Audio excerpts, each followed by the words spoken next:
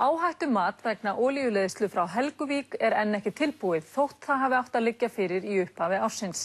Skipulagsstjóri mæltist til þess að deiliskipulag vegna álversins yrði ekki auglýst áður en áhættumatið lægi fyrir. Framkvæmdir eru hafnar við olíuleiðslu milli Helguvíkur og Keflavíkurflugvallar. Norðurál vinnur enn að matsskýrslu áhættuna sem hlýst af leiðslunni, hvort flytja þurfi byggingar eða önnur mannvirki fjær henni.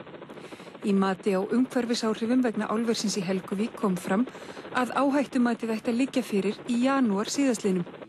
Skipulagsstjóri skrifaði sveitarstjórum og Suðurnesjum bréf miðjan febrúar þar sem hann minnti á að áhættumatið vantaði. Í bréfinu mæltist hann til þess að deiliskipulag vegna álversins yrði ekki auglýst án þess að áhættumatið lægi fyrir. Sveitarstjórnirnar auglýstu deiliskipulagið þrátt fyrir það í upphafi þessa mánaðar og veittu Norðuráli byggingarleyfi fyrir álverinu í síðustu viku. Bæjarstjórinn í Garði segir að drög að áhættumati hafi verið látin duga. Í rauninni ekkert sem bannar okkur að gera þetta. Skipulagsstjóri lagðist ekki gegn því að við myndum auglýsa deiliskipulagið.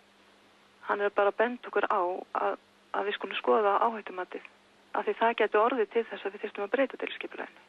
Bæjarstjórnir Reykjanesbæjar og Garðs hafa verið gagnrýndar fyrir að veita Norðuráli byggingarleyfi áður en umhverfisráðherra úrskurðaði kæru vegna umhverfismats álversins.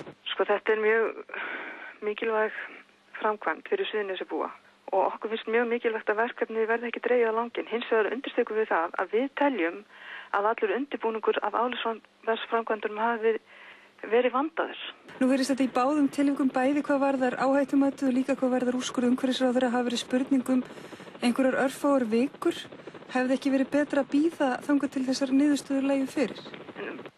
Við mátum stöðuna þannig að það væri ekki betra að bíða. Það væri mikilvægt að fara af stað og fara að vinna að þessu verkefni. Við gerum það er búið að undirbúa þetta verkefni 4 ár.